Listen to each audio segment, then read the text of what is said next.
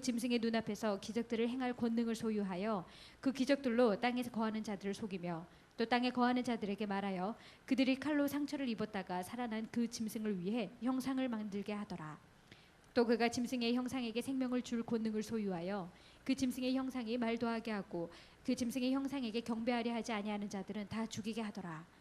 그가 모든 자 곧 작은 자나 큰 자나 부유한 자나 가난한 자나 자유로운 자나 매인 자에게 그들의 오른손 안에나 이마 안에 표를 받게 하고 그 표나 그 짐승의 이름이나 그의 이름의 수를 가진 자 외에는 아무도 사거나 팔지 못하게 하더라. 여기에 지혜가 있으니 지각이 있는 자는 그 짐승의 수를 세어볼지니라. 그것은 어떤 사람의 수요 그의 수는 666이니라. 아멘. 아멘. 그렇습니다. 우리가 여러분 그 11절 말씀 보시게 되면 이렇게 말씀이 나와 있어요. 내가 보니, 즉 요한이 보니 또 다른 짐승이 땅에서 올라오는데 그는 어린 양같이 두 뿔이 있고 용처럼 말을 하더라. 즉 이 짐승이 땅에서 올라오는데 어린 양 같이 두 뿔이 있다라는 거예요. 여기서 어린 양 같다라는 것은 지금 누구와 굉장히 흡사하다라는 걸 이야기하고 있는 걸까요? 어린 양과 같다라는 것은 바로 그 예수 그리스도와 굉장히 흡사하다라는 거예요. 그래서 그 예수 그리스도가 갖고 있는 이 권능과 능력을 행한다라는 거예요. 그 이유가 바로 어디에 있냐면 여러분들이 보시게 되면 이 용과 짐승이 나오는데 이 용이 짐승, 그러니까 이 용을 뭐라고 하냐면 옅뱀, 마귀요 사탄이라고 해요. 그러니까 이 용이라고 하는 마귀가 짐승에게 이 세 가지를 주어요. 어떤 세 가지를 주냐면 13장 2절 말씀에 나와 있습니다. 13장 2절 말씀 읽어볼래요? 13장 2절.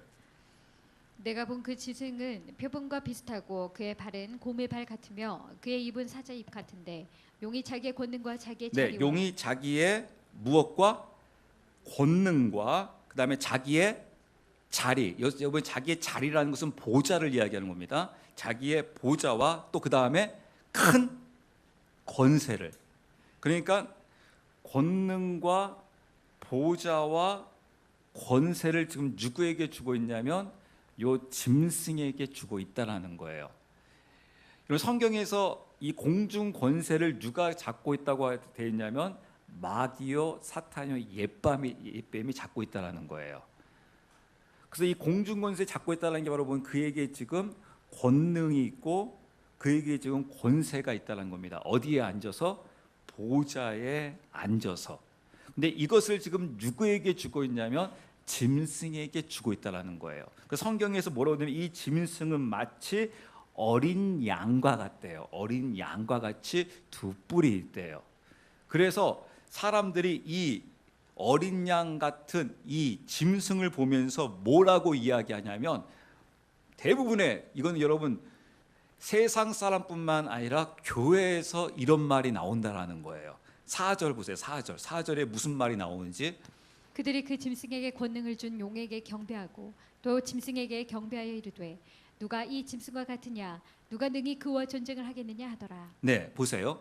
지금 그들이 즉 사람들이, 그러니까 여기서 그들은 세상뿐만 아니라 어디를 포함하고 있는 겁니까? 교회를 포함하고 있는 거예요. 또는 교회 목회자들이, 신학자들이, 교회 다니고 있는 소위 말하는 교인들이 뭐라고 하냐면 짐승에게 권능을 준 용에게 무엇을 하고요? 경배를 합니다. 이 경배는 오직 누구에게만 할 수 있어요? 여호와 하나님께만 경배할 수 있는데 지금 용에게 경배하고 그 다음에 짐승에게 경배하여 이르되, 그러니까 짐승에게 경배하여 이르되 뭐라고 되냐면 누가 이 짐승과 같으랴. 그래서 이 누가 이 짐승과 같으랴라고 하는 건 무슨 말하는 거예요? 이 세상에 어떤 이가 이 짐승과 같은 이 권능과 권세를 행할 수 있겠느냐? 우리가 지금 경배하고 있는 이 짐승, 이 짐승이 지금 누구라고 이야기하는 거예요? 이가 바로 그리스도라는 거예요. 바로 예수 그리스도 주님이라는 거예요. 그래서 이 주님이 아니고서는 이런 권능을 나타낼 수가 없다는 겁니다. 그 다음에 뭐라고 했으면 누가 능히 그와 전쟁하겠느냐. 그러니까 누가 싸워서 지금 우리가 경배하고 있는 이 주님에게 이 주님과 싸워서 승리할 수 있겠느냐? 이 땅에 없다라는 거예요. 이 땅에는 이런 권능과 권세를 행할 수 있는 자가 이 땅에는 없다라는 거예요. 그러니까 교회와 세상이 소위 말한 이 적 그리스도가 나타났을 때 다 어떻게 된다는 겁니까? 거의 대부분 다 속아 넘어간다라는 거예요. 이 미혹에 유혹에 다 넘어간다라는 거예요. 여러분, 한 예로요. 제가 이제 가끔씩 궁금한 것 중에 하나가 우리가 이런 부분들이에요. 참 제가 재밌는 걸 하나 저번 주 이야기를 이런 이야기를 들었습니다. 제가 이 신천지 이야기 들으면서요. 여러분 이거 아십니까? 이 신천지도 변화시키지 못하는 사람이 있고요. 그러니까 좀 우스갯소리로 사단도 변화시키지 못하는 대상이 있고 하나님도 변화시키지 못하는 대상이 있어요. 누군지 아세요? 한번 따라서 하실래요? 뺀질이. 뺀질이는요 어느 누구도 변화를 못 시켜요. 왜 제가 이 말을 하냐면 신천지가 일주일에 자기들 수요 예배를 드리기 때문에 수요일만 제외하고는 매일 모여가지고요 하루에 3시간씩 성경 공부를 해요. 3시간씩 매일 3시간씩 성경 공부하고 또 이제 그 수료할 때 6개월 후에 2명을 전도를 해야 합니다. 근데 이 6개월 동안에 매일 3시간씩 공부하지 않고 2명 전도하지 않으면 여기서 수료하지 못하면요 이제 신천지에서 제껴버려요. 너는 뺀질이어 가지고 안 되겠다. 그 제가 처음에 이제 좀 양해하고 들으세요. 왜 신천지가 기존 교인들을 왜 전도하려고 하지? 전 처음에 그 이해가 안 갔어요. 왜 우리 기존 교인들은 열심 문제가 아니거든요. 하루에 3시간씩 성경 공부하면 누가 하겠습니까, 여러분? 우리 풍성함께 매일 우리 3시간씩도 필요 없어요, 여러분. 우리 1시간씩만 합시다, 여러분. 아멘? 아멘이 안 나오시네. 우리 3시간 할 필요 없다니까 1시간만 하겠다니까요. 기존 교인들을 왜 빼나가려고 하나? 안 할 텐데. 그런데 신천지 애들도요. 기존 교인 중에서 열심히 없는 사람은 안 빼나가요. 왜냐하면 거기가 알고 있더라고요. 열심히 없는 사람은 신천지와도 변화 못 시킨다는 걸 알고 있더라고요. 그래서 접근하지 않습니다. 누구에게 접근하냐면요. 열심히 있는 자에게. 그래서 여러분들이 이러면 여러분 좋아하세요. 나를 우습게 보고 나한테 접근을 하네. 혹시 여러분 이단이나 누군가 날 접근하지 않습니까? 오히려 접근하지 않는 걸 여러분들이 슬퍼하시기 바랍니다. 왜냐하면 제껴놓은 거예요. 나도 너 못하겠다. 그런데 누구에게 하냐면 좀 열심히 있는 사람에게 접근해가지고 변화시키려고 그래서 하려고 합니다. 그러니까 걔네들을 잘 알아봐요. 누구를요? 한 번 더 따라서 하실래요? 일꾼을. 네, 일꾼을 알아보는 겁니다. 일꾼을. 그래서 접근하면 재수없게 내가 지금 영빨이 없나 그게 아니라 내가 일꾼인가 보다 하면서 여러분들이 이렇게 하셔야 되는데 아까 말씀드린 대로 지금 이 모두가 다 여기에 미혹된다는 거. 제가 아까 말씀드린 대로 신천지에 제가 교리를 보게 되면 이것도 교리야? 아니 어떻게 현대인이 그것 중에서 여러분 우리는 강조시키면 전남대가 지금 굉장히 학생들이 어마어마하게 넘어가고 있거든요. 그래서 어떻게 여기에 넘어가지? 그래서 여러분 이 미혹의 영이라는 게 굉장히 무서운 거예요. 미혹이. 우리가 어떻게 넘어갈 수 있을까 하는데 이 미혹의 영이 그에게 들어오게 되게 되면 여러분 사람이 정신을 못 차려요.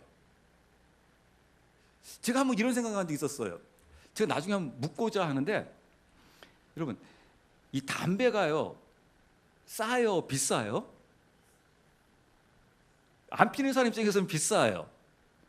제가 새벽 예배 때문에 괴로운 게 바로 무엇이냐면요. 저는 새벽 예배 드리고 기도하고 딱 이제 여기 가면요.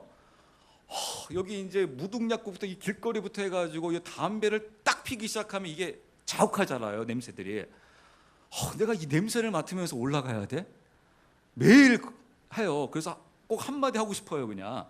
그러다가 제가 꼭 뭘 물어보고 싶냐면요. 그 사람들이 담배를 피고 싶어서 피는 거잖아요. 피는 사람들이요. 근데 제가 아는 거는 이렇다 하더라고요. 담배를 피는 사람들은 속담배를 핀대요. 그러니까 연기를 속으로 집어넣는답니다. 맞습니까? 틀립니까? 우리는 순진해서 몰라요. 근데 이 속으로 집어넣었다가 연기가 나온대요. 그래서 제가 궁금한 건 뭐냐면 담배 피는 사람한테 혹시 주변에 피는 사람 이렇게 이야기해 주세요. 야 그거 그냥 속으로 집어넣은 다음에 빼지 마. 너 담배 계속 이 니코틴 걸 느끼고 싶잖아. 그냥 코 막고 입 막고 참고 있어 그냥 하고 하면서 그냥 그 연기가 안 빠져나오도록 한 연기라도 아까우니까 그냥 내 속에 그냥 그대로 스며들 수 있도록 그렇게 해라. 왜 이걸 빼내가지고 다른 사람까지 괴롭히려고 하느냐. 너 그렇게 좋아하면서 그거를 그냥 끝까지 집어넣고 있어야지. 한 모금의 그 연기라도 그냥 빠져나가지 않도록 몸부림을 쳐야지. 또 차 안에서 할 때 문 꼭 닫아놓고 절대 문 열지 환풍기 시키면 환풍은 또 왜 시켜요? 또 그냥 나온 거 다시 들어 마셔야죠. 그냥 한 모금이라도 절대 이 버려지지 않도록 내 몸 안 속에 그냥 그대로 간직할 수 있도록 그렇게 하면 얼마나 좋겠어요. 근데 그걸 왜 빼냈는지 모르겠어요. 참 저는 그게 그 부분에 있어서 참 안타까운데 제가 말씀드리고자 하는 것은 바로 무엇이냐면 지금 요 미혹 아까 말씀대로 제가 그 미혹 이야기하다 그 말씀을 드린 건데요. 신천지도 그렇고 담배도 그렇고 뭐가 됐든지 간에 거기에 미혹돼 버리면 넘어간다라는 거예요. 돈을 얼마나 들여도 그거를 사게 되어 있고 마시게 되어 있고 먹게 되어 있고 넘어가게 되어 있다는 겁니다. 그래서 이 미혹의 영이 그만큼 무서운 겁니다. 미혹이 되기 전까지는 저기에 왜 빠져들지라고 하게 되는데 미혹에 딱 빠져들게 되게 되면 나한테는 그게 상관이 없어요. 나한테는 그게 아까운 게 아니에요. 나한테는 그게 해치는 게 아니에요. 그래서 이게 참 무서운 겁니다. 즉 지금 이 적그리스도가 나타났다라는 거예요. 이 적그리스도가 나타나게 되게 되면 그 적그리스도를 향하여 다 그리스도로 알게 된다는 겁니다. 그 이유가 바로 무엇이냐면 그런 우리 눈에 엄청난 그가 능력을 행한다는 거예요. 그래서 그를 그리스도처럼 본다라는 겁니다. 그래서 어느 정도냐면 여러분들이 이제 그 말씀을 제가 이제 오늘은 제가 안타까운 것 중에 하나가 바로 무엇이냐면 말씀의 근거를 여러분들에게 다 말씀을 드리면 또 지루해서 여러분들이 견디기 힘들어하고요. 또 이거는 이겁니다라고 쑥 넘어가 버리면 또 그게 어떠한 성경적인 근거가 있느냐 이제 그런 점에 있는데 이제 그걸 나중에 하나씩 다 말씀드리기로 하면서 제가 이제 좀 이렇게 이 근거를 토대로 해서 넘어가기를 원하는 게 여러분들이 한번 5절부터 한번 말씀 볼게요. 5절부터 이 짐승에 대해서 나옵니다. 이 짐승이 며칠 동안 이런 권능을 행사할 것이다라고 성경에서 다 밝혀주고 있어요. 5절 볼게요. 또 용이 그에게 큰 것들을 말하며 신성 모독하는 입을 주고 또 42달 동안 지속할 권능을 주매 그가 입을 벌려 하나님. 네 잠깐만요. 그에게 뭐하냐면 신성을 모독하는 입을 주었대요. 용이 그 짐승에게 신성을 그러니까 신성을 모독한다는 게 무슨 말이에요? 신성이 누구예요? 그러니까 여호와 하나님을 모독할 수 있는 입을 줬다라는 거예요. 그러니까 지금 이 짐승이 무슨 일을 하냐면 이 신성을 즉 여호와 하나님을 모독하는 일이 벌어진다라는 거예요. 그러니까 여러분 신기하죠? 어떻게 여호와 하나님을 모독하는 일이 이게 생겨날까? 근데 그 입을 주게 되고 그게 언제 동안 이루어지냐면 42달 동안 이루어진대요. 42달. 이걸 연으로 계산하게 되면 3년 반입니다. 3년 반. 이 3년 반 이걸 후 3년 반이라고 하는데 3년 반 동안 42달 동안 그 신성을 모독할 수 있는 그 권능을 지금 이 짐승이 부여받고 있는 것을 볼 수 있어요. 또 6절 말씀 볼게요. 그가 입을 벌려 하나님을 대적하여 모독하되 그분의 이름과 그분의 성막과 하늘에 거하는 자들을 모독하더라. 네, 그가 뭐냐면 그분의 이름과 그분의 성막과 하늘에 거하는 자들을 모독하더라. 이게 무슨 말이냐면 나중에 여러분들이 이게 이제 다니엘서에도 나타나고 있고 또 이 계시록 또 13장 또 17장에도 이렇게 나타나고 있는데요. 이제 여러분들이 보시게 되게 되면 성막의 이야기 나오잖아요. 성막에 무슨 이야기를 하고 있냐면 여기가 이 번제단과 물두멍을 뜰이라고 합니다. 그리고 요 안으로 들어 이걸 성소라고 해요. 성소에 이제 이 떡상이 있고요. 이 메노라라고 하는 등대가 있고요. 그다음에 이 향단이 있습니다. 이 안을 뭐라고 하냐면 성소라고 해요. 그 다음에 이제 하나님의 임재가 있는 곳이 어디냐라고 하면 지성소라고 합니다. 언약궤가 있는 요 지성소가 하나님의 임재가 있는 곳이에요. 근데 지금 이게 무슨 말이냐면 나중에 여러분 혹시 이런 말 여러분 저한테도 들어보시고 또 여러분 유튜브나 여러 보게 되면 제3성전이라는 이야기 여러분 많이 들어보죠. 제3성전. 그러니까 이 제3성전이 지어진다라는 거예요. 이게 무슨 말이냐면 지금 여러분 예루살렘 성전자리에 지금 무엇이 있냐면 황금 사원이 있어요. 이슬람의 황금 사원. 근데 이곳에 다시 제3성전이 건립되어진다라는 거예요. 성경에서 앞으로 여기에 다시 제3성전이 다시 지어질 것이다. 그래서 이스라엘 사람들이 이미 제3성전이 지어질 수 있도록 이 모든 것들을 다 준비해 놨어요. 아까 말한 그 메노라부터 해가지고 싹 준비해 놨습니다. 근데 문제는 바로 무엇이냐면 이 3성전을 지으려면 지금 어디를 밀어버리고 3성전을 지어야 합니까? 지금 이슬람이 갖고 있는 이 황금 사원이라고 하는 이것을 밀어버리고 여기에 지금 제3성전을 지어야 돼요. 근데 문제는 바로 뭐죠? 이 황금 사원이라고 하는 이 곳이 이슬람의 제2의 성지예요. 마호멧이 거기서 승천했다라는 겁니다. 그래서 만약에 그곳을 지금 이스라엘이 땅임에도 불구하고 그 황금 사원을 없애지를 못해요. 만약에 없애버리게 되면 무슨 일이 벌어지냐면 이슬람을 믿고 있는, 즉 알라를 믿고 있는 모든 이슬람권의 나라들이 다 뭉쳐가지고 전쟁하겠다라는 거예요. 그래서 이스라엘에 살고 있는 정치가뿐만 아니라 정치가 학자들도 할 수가 없다라는, 불가능하다라는 거예요. 왜냐하면 이것을 감행하고 하려고 하게 되면 제3차 대전이 일어난다라는 거예요. 이거는 지금 미국도 할 수 없다라는 거예요. 미국이 아무리 강력한 힘을 갖고 있어도 이 삼성전을 지을 수가 없다라는 거예요. 세계 어느 누구도 이 삼성전을 지을 수 있는 자는 없다라는 거예요. 어떤 정치력, 경제력 모든 것을 다 동원하고 가장 강력한 힘 있는 자가 있다 할지라도 이 삼성전만은 결코 지을 수가 없다라는 거예요. 근데 놀라운 것은 성경에서 앞으로 지어진다라는 거예요. 왜 이스라엘 백성들이 삼성전에 대해서 중요하게 여기냐면, 우리가 구약 성경을 보게 되면 구약에서 이스라엘 백성이 제일 처음으로 지었던 성전이 어떠한 성전이냐면 제1성전이 솔로몬 성전이에요. 그러니까 솔로몬 성전에 하나님의 임재가 있는 거예요. 근데 안타깝게도 그 솔로몬 성전이 나중에 어떻게 됩니까? 다 무너져요. 그래서 성전이 무너졌다라는 것은 하나님의 임재가 그곳에 무너졌다라는 거예요. 그래서 또 다시 성전이 회복된다라는 것은 다시 하나님께서 그곳을 회복시키셨다라는 거예요. 아무리 민족이 회복되더라도 성전이 회복되지 않으면 아직까지 그것은 회복되지 않은 거다라고 해요. 근데 아까 말씀 제1성전 솔로몬 성전이 무너져 버렸어요. 그래서 제2성전으로 이제 무엇이 건립되어집니까? 수르바벨이라는 성전이 제2성전이 재건이 되어져요. 그리고 이제 그 헤롯 왕 때 소위 말하는 헤롯 성전이라고 하는 예루살렘 성전 있지 않습니까? 그것이 삼성전이 아니라 수르바벨 성전을 지금의 용어로 치게 되게 되면 완전히 리모델링 한 거예요. 그러니까 이 수르바벨 성전이나 요 헤롯 성전, 예루살렘이라고 하는 이 성전을 제2성전이라고 해요. 근데 이 제2성전, 이 예루살렘의 성전이 언제 무너지냐면 예수님께서 예언한 대로 이 예루살렘의 성전이 다 무너지리라, 돌 하나 남지 않고 다 무너지리라, AD 70년에 이 티토 장군에 의해서 무너져 버립니다. 그리고 이제 딱 남아 있는 게 바로 뭐냐면 이제 통곡의 벽 있죠, 통곡의 벽. 그래서 이스라엘 백성들이 거기 가가지고 맨날 울면서 기도해요. 무엇을 놓고 기도하냐면요, 주님 다시 성전이 회복되어지기 원합니다 하면서 그 통곡의 벽에서 맨날 그걸 놓고 이제 울면서 기도하면서 앞으로 제3성전이 반드시 다시 세워질 것이다, 하나님이 약속했다, 그러면 이스라엘이 다시 회복이 이루어질 것이다 라고 하면서 이 3성전이 어떻게든지 회복되어져야 한다라고 하면서 지금 만발의 준비를 다 해놓고 있는 거예요. 그런데 아까 이야기한 대로 제3성전이 여러분 이게 세워질 가능성이 있어요, 없어요?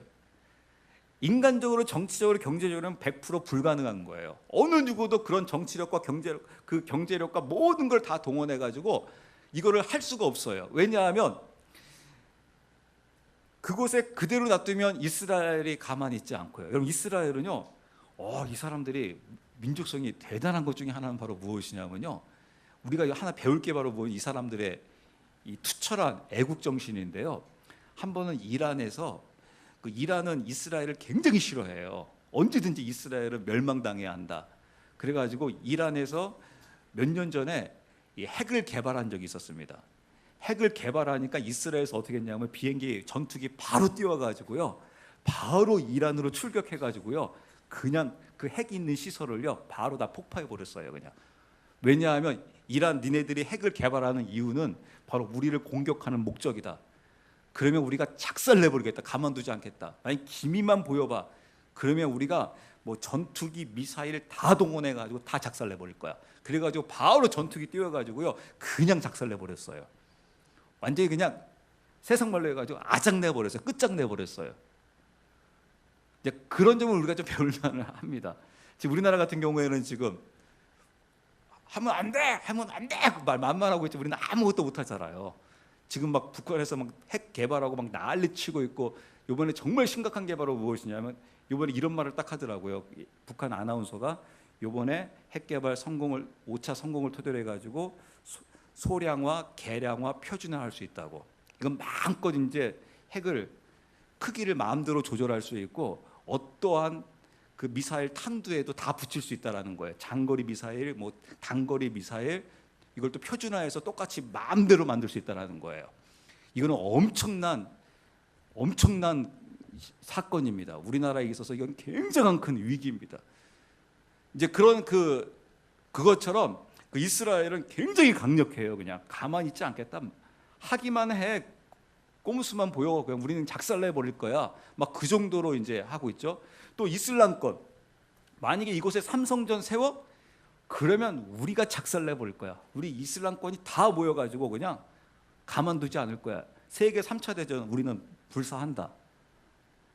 그러니까 이것을 해결할 수 있는 자가 이 땅에 없다라는 거예요. 근데 그걸 누가 해결하냐면요, 이 적 그리스도라는 자가 나타나서 해결한다라는 거예요.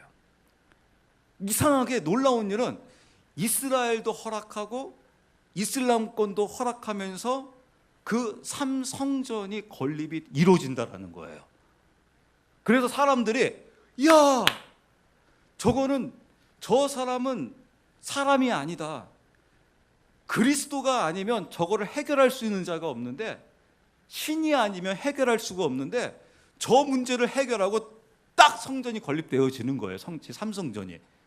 그리고 거기서 3년 반 동안 그 하나님을 향하여 찬양이 이루어져요.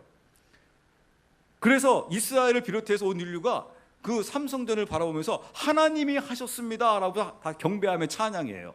그래서 온전한 예배가 이루어져요. 제사가 이루어져요. 누구의 은혜로요? 하나님의 은혜로요. 그런데 딱 지금 성경이 말하는 게 바로 무엇이냐면, 이제 후 3년 반, 딱 후 3년 반째 딱 이르게 되자 요 적그리스도가 이 성막의 지성소와 아까 언약궤 있지 않습니까? 여기에 자기가 딱 앉아버린다라는 거예요.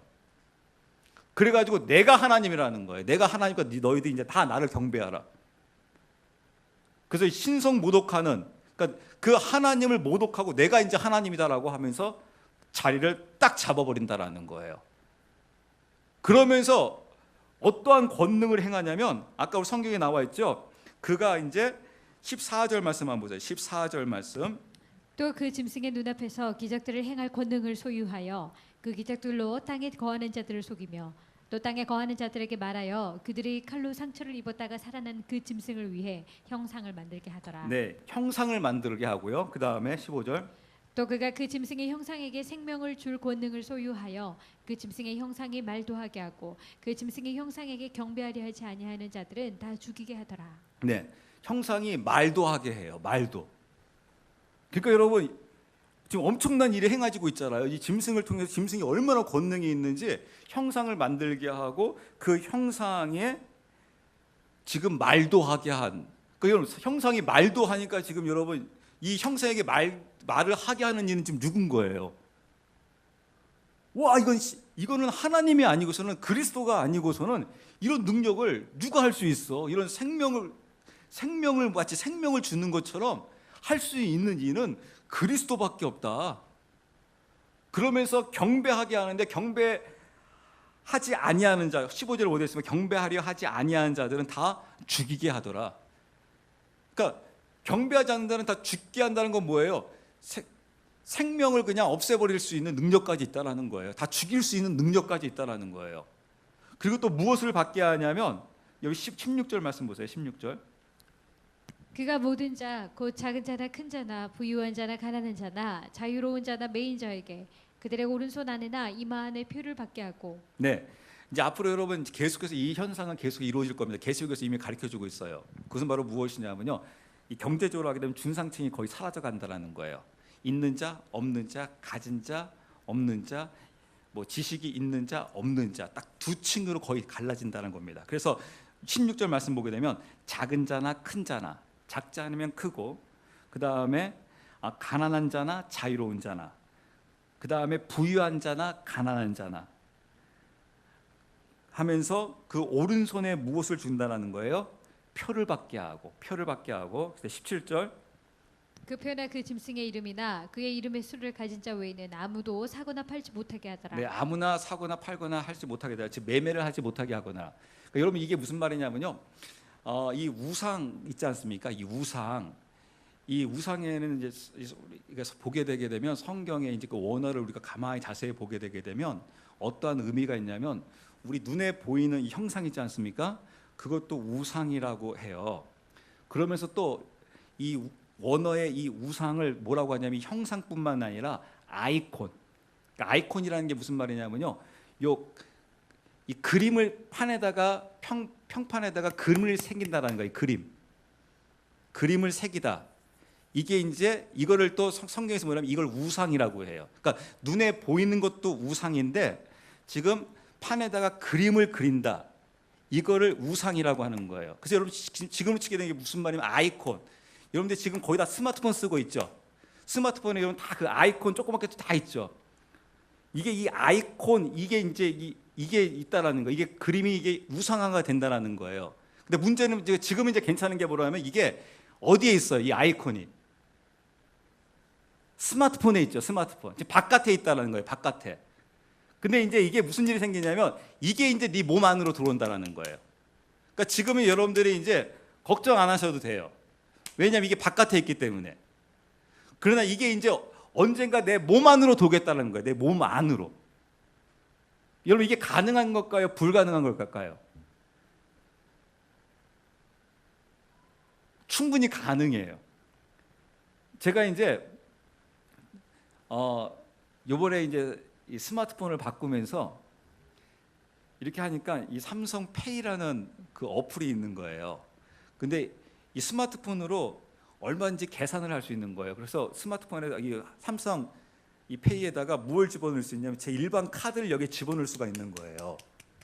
일반 카드를 집어넣으면 제가 외환카드, 뭐 국민카드 다 집어넣으면 이거를 이제 스마트폰만 갖고 다니면 제 카드가 없어도 이걸로 다 외환카드로 또 뭐 국민카드로 다 결제를 할 수 있는 거예요.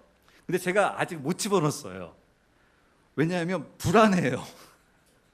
이게 믿을만한 건가? 저는 아직까지 이제 큰 신뢰를 가지를 않아가지고 이거를 집어넣어야 되나 말아야 되나. 그래서 저희 교회 이제 집사님한테도 집사님 이거 집어넣어야 돼요. 안전한 거예요. 안전하지 않은 거예요. 근데 이게 예전에는 상상도 할 수 없는 일이었죠. 왜 제 카드를 제 휴대폰에 집어넣는다? 말도 안 되는 거였었죠. 그러니까 이 모든 거를 다 여기에 다 집어넣을 수가 있는 거예요. 스마트폰에다가. 그래가지고 스마트폰으로 물건도 살 수 있고 은행 업무도 볼 수 있고 전화도 할 수 있고 메시지도 보낼 수 있고 받을 수 있고 특히 저 같은 경우에는 저는 그냥 거의 그냥 컴맹에 가까워가지고 이 스마트폰이 갖고 있는 기능이 100이다 그러면 저는 한 2, 3 정도밖에 사용 못하는 것 같아요. 이걸 사용 잘하는 사람들은 그냥 제가 볼 때 그냥 무궁무진한 것 같아요. 그냥 어마어마해요. 이제 그러니까 이제 문제는 바로 무엇이냐면 이게 해킹 당하거나 잊어먹을 때 이제 큰 문제가 되는 거예요. 제가 이것까지는 봤어요. 스마트폰이나 저희 집에 있는 TV를 통해서 이게 해킹이 당하게 되게 되면 이 스마트폰이 어느 순간부터 카메라가 나를 찍어요. 여러분 집에 있는 카메라가 나를 찍어요. 여러분 거실을 찍어요. 그래가지고 해킹하는 사람이 이걸 다 다 들여다보고 그걸 다 이용할 수가 있어요. 그래서 여러분 잘 아셔야 돼요. 여러분 하실 때. 그리고 한번 여기에 찍히고 올라간 것은 거의 지워지지 않는다는 겁니다. 그러니까 제가 그거는 알았거든요. 제가 수십 년 전부터 점점 어떤 것이 중요해져 가지고 그 하나의 모든 것들을 다 집어넣을 수 있게 된다. 근데 이게 모든 걸 다 할 수 있는 거예요. 어디까지 할 수 있냐면 건강 케어까지도 다 할 수 있는 거예요. 건강 케어도 다 해가지고 나중에 여러분들이 이제 재밌는 예로 여러분들이 삼성이나 뭐 어디 뭐 LG 또 뭐 어디 은행 취업을 딱 했는데 면접할 때 딱 데이터가 나오는 거예요. 당신은 안 되겠습니다. 왜요? 당신은 보니까 5년 후에 위암 걸려서 죽게 되어 있습니다. 5년 후에 죽을 사람을 우리가 당신을 직원을 왜 뽑겠습니까? 당신은 안 됩니다. 하면서 그 데이터가 쫙 다 나올 수 있는 거예요. 그래서 당신이 암에 걸리지 않기 위해서 생활을 이렇게 살아가야 합니다. 그 병원은 이렇게 가서 당신이 검사를 받아야 합니다. 약은 이런 약을 먹어야 되고 당신의 건강에는 이 영양제를 보충하지 않으면 당신에게 이런 병이 앞으로 질병이 오게 되니까 이 약을 먹어서 그 질병이 걸리지 않도록 유의하시오 하면서 그 모든 건강 케어까지 다 할 수 있는 거예요. 그게 지금 여러분 한 쉬운 예로 우리에게 이미 지금 보여주고 있어요. 제 스마트폰 보게 되게 되면요 건강 케어 프로그램이 있어요. 제가 하루에 걷는 양 다 나와 있고요. 때로는 제가 제 어머니한테 이야기했어요.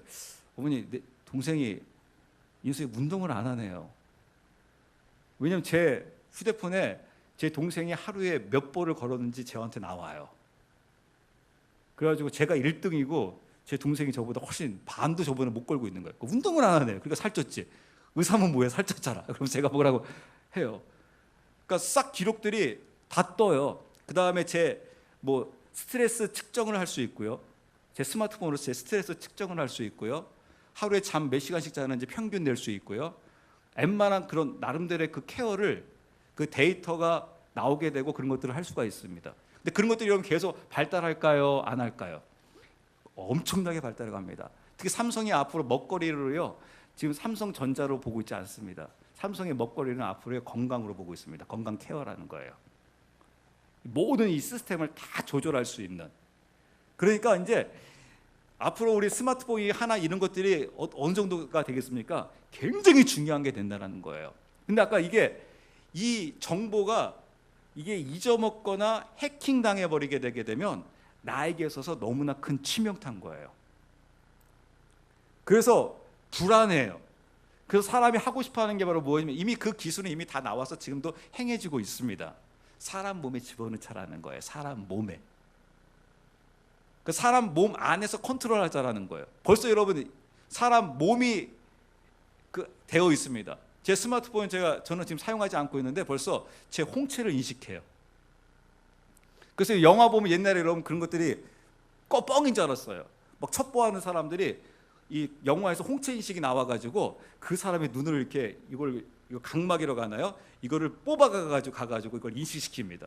때로 지문 인식해가지고 이걸 싹 그 주인공의 이걸 뜯어가지고 가가지고 인식하게 하고 그런 것들이 이제 과거에는 뻥인 줄 알았는데 과연 그런 일이 나타날까 했었는데 벌써 스마트폰에 벌써 이 홍채 인식할 수 있는 거예요.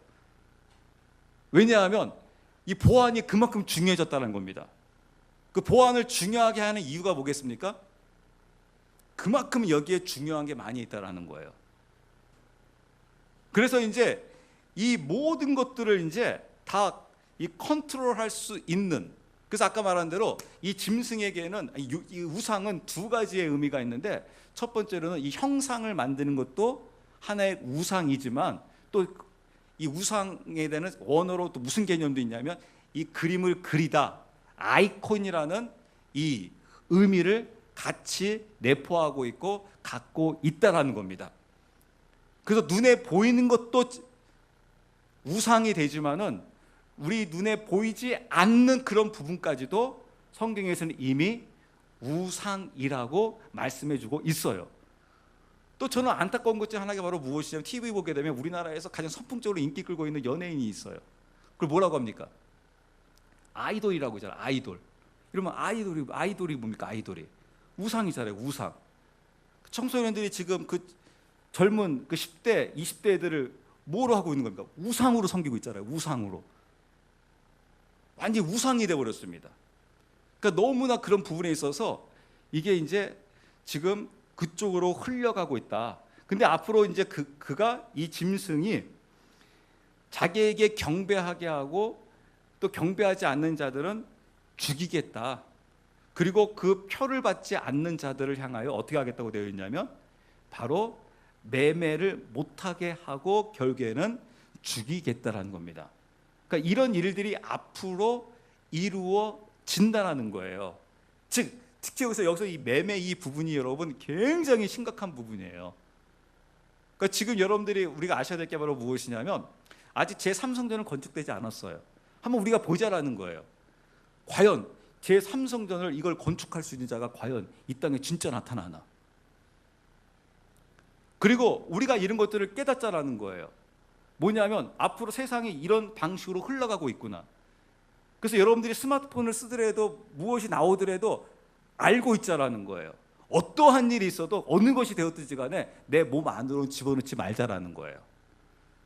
그것이 신학적으로 뭐 이게 짐승의 편이냐 아니냐 그런 걸 떠나서 일단 내 몸에 집어넣자라는 거예요? 안 집어넣자라는 거예요?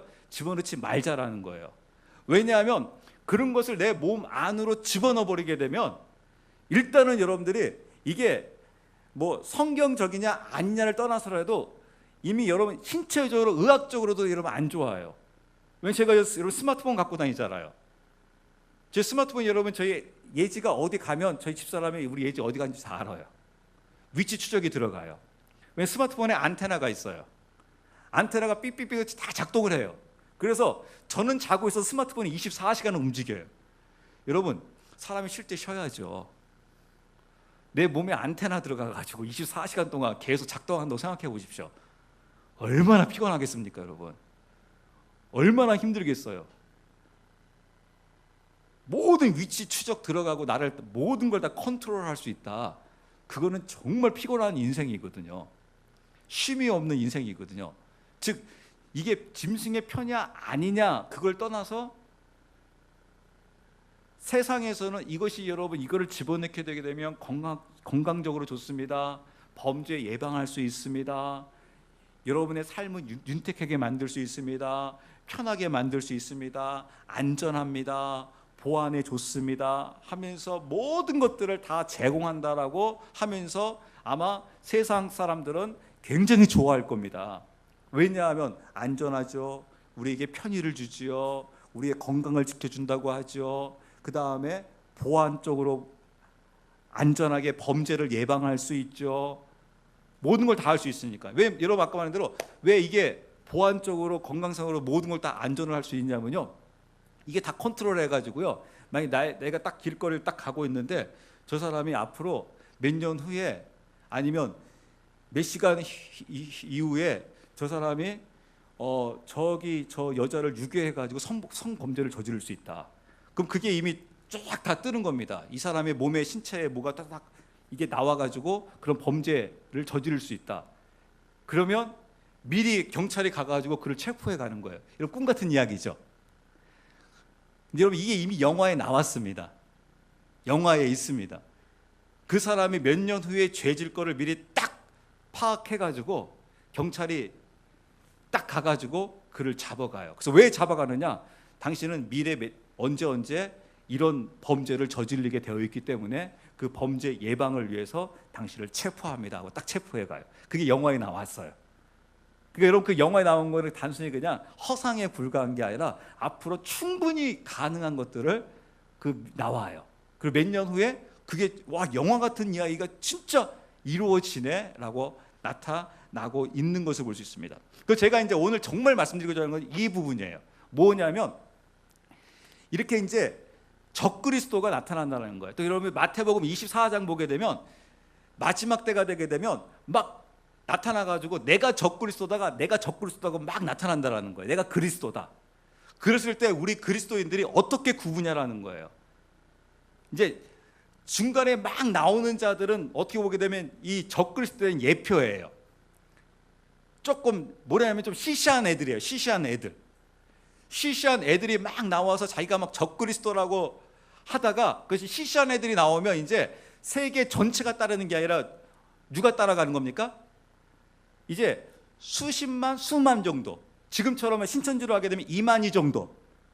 그러면 한 이제 15만 정도. 또 어떤 사람 한 10,000명 정도, 뭐 1,000명 정도, 뭐 몇백 명 정도. 왜냐하면 그들이 이제 나름대로 이제 무엇을 하냐면 사람들을 미혹하고 능력을 행하는 겁니다. 그래서 2만이 대단한 겁니다. 우리가 볼 때는 아무것도 아닌 것 같은데 지금 사람을 여러분 15만 원 정도를 사람을 지금 끌어버렸잖아요. 그 능력은 대단한 거예요. 엄청난 거예요. 그것처럼 그렇게 이제 이 생말하면 좀 쫄따구들이 나타나요. 이제 그러다가 나중에 이제 짐승의 이 왕 우두머리 진짜 이제 어린 양과 같은 이 진짜 적그리스도가 딱 등장한다는 거예요. 그러면 이제 온 세계가 열광한다는 겁니다. 이제 슈퍼스타 나타난 겁니다. 그랬을 때 요 쫄개들이 나타났을 때와 이 진짜 적그리스도가 나타났을 때 이거를 구분할 수 있는 방법이 있어야 한다는 거예요. 이걸 방법이 있습니다, 여러분. 딱 세 가지로 여러분들 점검해 보면 딱 간단합니다. 첫 번째 여러분 잘 기억하세요. 한번 따라서요. 첫 번째 십자가, 두 번째 부활, 세 번째 재림. 이 세 가지로 딱 구분하면 알 수가 있습니다. 예를 들어서 여러분 보세요. 뭐 이마에처럼 쫄개들이 나타났습니다. 쫄개들이 나타나가지고 막 사람들을 막 나름대로 능력도 행하면서 막 사람들을 막 수십만, 수만 명을 딱 하면서 막 그냥 제압할 수 있는 그런 능력들이 있습니다. 그때 딱 첫 번째 점검이 바로 뭐예요? 너 2000년 전에 골고다 언덕에서 죽었어? 너 생년월일 몇 년도야? 이면 너 몇 년도야?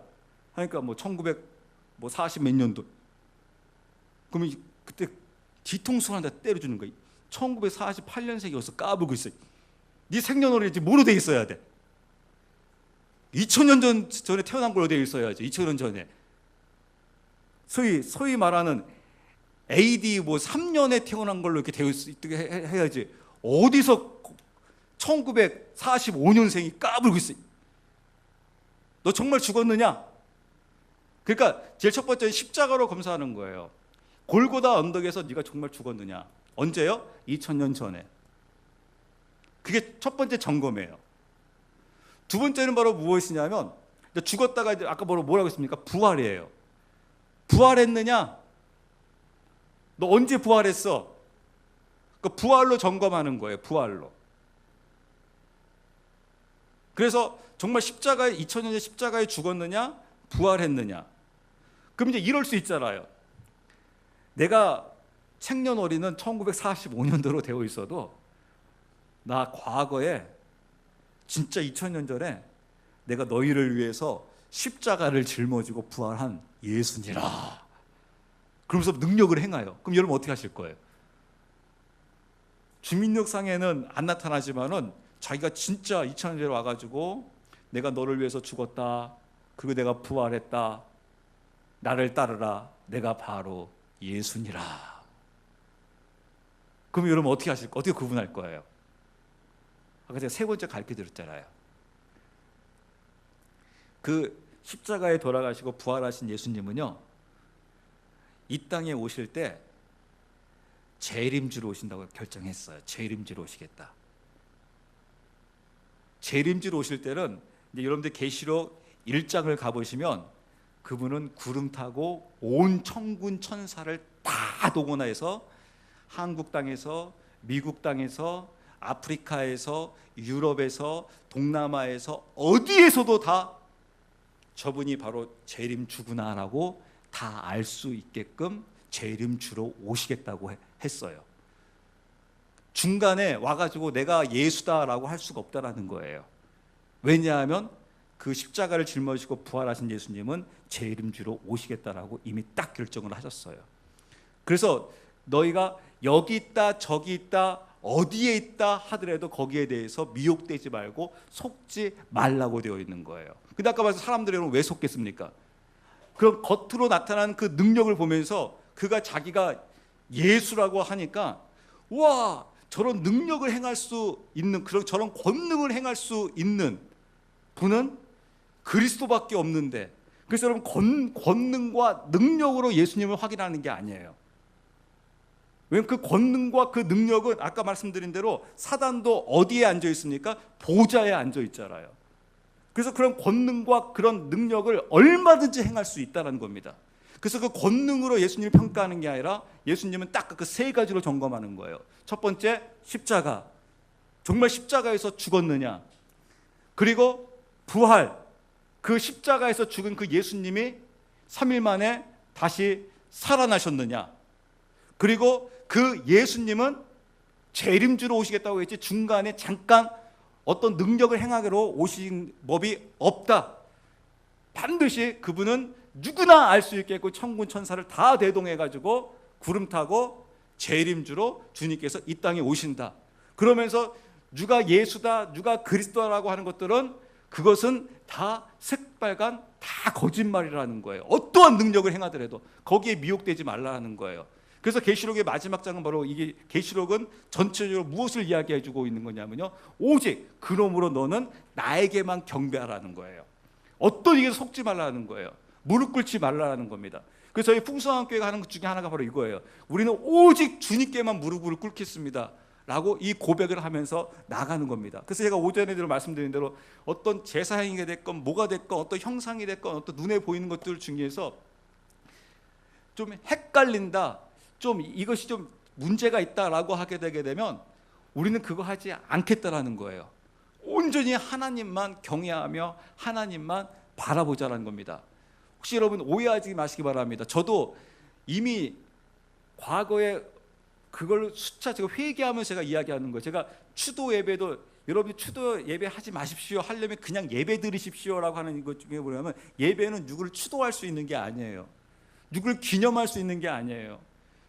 오히려 제가 이번에 출애굽기 말씀을 보면서 깨달은 것은 바로 무엇이냐면, 아니면 안 하는 게 나아요. 여러분 이 말에 속지 마세요. 안 하는 것보다 하는 게 낫습니다. 안 하는 것보다 하는 게 낫잖아요 하면서 하는 경우가 있잖아요. 안 하는 게 낫습니다, 여러분. 이스라엘 백성들이요, 그 송아지, 그들은 경배할 때 하나님을 경배한다고 하면서 했어요. 그래서 차라리 안 한 게 낫었어요. 안 했으면 하나님 앞에 그런 엄청난 진도를 안 받았죠. 그런데 안다고 했는데, 하나님을 경외한다고 했는데 나중에 알고 봤더니 하나님을 경외하지 않는데요. 저희가 그거예요. 아까 말했던, 저도 이런 말 굉장히 많이 들어서 제가 이걸 가지고 심각하게 막 목회자들하고 막 의논하게 되면, 목사님 그래도 안 하는 것보다 하는 게 낫지 않습니까? 예배 안 드리는 것보다 드리는 게 낫잖아요. 가족끼리 모여서 그래도 추도 예배 안 하는 것보다 하는 게 낫잖아요. 그래서 차라리 그럼 그럴 바에 낫겠네요 했더니 아닌 거예요. 추도를 할 수가 없는 거예요. 하나님은 어느 정도냐면요, 성경까지도 원본을 다 없애버렸어요. 왜냐? 그리고 언약궤도 없애버렸어요. 하나님은 하나님조차도 그것이 형상화되는 거에 대해서 하나님 용납하지 않습니다. 근데 인간은 참 묘하게도요, 우리 뭔가 만드는 걸 굉장히 좋아해요. 하나님의 이름으로. 근데 하나님은 다 없애졌어요. 그 형상하지 마라. 내 이름으로도 하지 말라. 내 거로도 하지 말라. 날 영광 돌리기 위해서도 하지 마라. 형상하지 말라. 나중에 이것은 다 나중에 우상이 된다. 근데 우리는 막 하려고 그래요. 뭔가 괜찮은 막 기념관을 세우려고 하고요. 아까 말씀드린 대로 추도 예배라도 해가지고 추도하려고 하고요. 근데 무덤에 가가지고, 죄송합니다, 막 가가지고 아버지에게 인사해라, 어머니에게 인사해라. 그 무덤 보면서 아버지 저 왔어요, 잘 계셨어요 하면서 거기 앞에서 인사하게 하고, 막 무덤 앞에서 인사하게 하고. 근데 그런 것들 여러분이, 아니 목사님 그거 너무 예민한 거 아닙니까? 아무것도 아니잖아요. 아닙니다. 조금의 우상과 관련된 부분조차는 아예 그냥 싹을 잘라버리는 겁니다.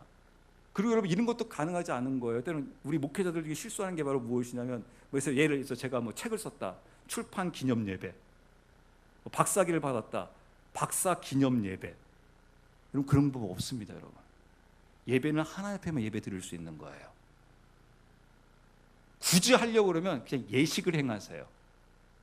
하나님 앞에 예배라는 것을 해가지고 그런 걸 할 수 없는 겁니다. 기념관 이런 거 조심해야 합니다. 하여튼 형상으로 만드는 것들은 다 조심해야 돼요. 그것이 나중에 우상이 될 수 있습니다. 그래서 온전히 우리는 하나님만, 왜냐하면 나중에 이걸 사탄이 다 속여버리니까요. 기가 막히게 속여버리니까요. 그래서 하나님만 온전히 따르며 나가겠습니다. 그럼 여러분들이 혹시 실수하더라도, 저도 혹시 실수하더라도 하나님이 그 부분에 대해서는 좋아하실 것 같아요. 왜냐하면 네가 나를 온전히 경배하기 위해서 이런 것들을, 행위들을 끊었느냐? 내가 너를 통해서 기뻐하노라. 그래서 제가 이제 마지막 한마디로, 여러분, 이스라엘 선한 왕이 누구였습니까? 이스라엘 선한 왕들은요, 어떤 큰 업적을 쌓은 자들이 아니라 그런 우상과 관련된 그런 부분들을 다 없앤 거예요. 그 자그마한 것들 다 없앤 거예요. 여러분, 그 당시에 여러분 우상이 여러분 얼마나인 줄 아세요? 그 막 선한 왕들이 막 없앨 때 뭐 아세라 목상 막 그런 거 있지 않습니까? 그런 것들이 다 요따만한 것들이에요. 자기 집에다 모시고 자기 주머니에 갖고 자기 몸에다 지니고 다니면서요, 나를, 이것이 나를 지켜준다, 나를 살려준다, 그런 것들을 다 어떻게 하는 겁니까? 그런 것들을 일일이 다 제거하는 겁니다. 다 제거하고 오직 여호와 하나님만 바라보며 나가겠습니다. 그래서 여러분들이 그 하나님만 바라보면서 항상 그걸 점검하세요. 십자가, 부활, 재림, 이것으로 여러분들 구분하시게 되게 되면 어떠한 상황에서 여러분들 속이거나 미혹시키지 못할 것입니다. 우리 시간 같이 우리 기도하기 원하는 것은요, 하나님, 우리 민족 가운데 이 십자가와 부활과 주님의 이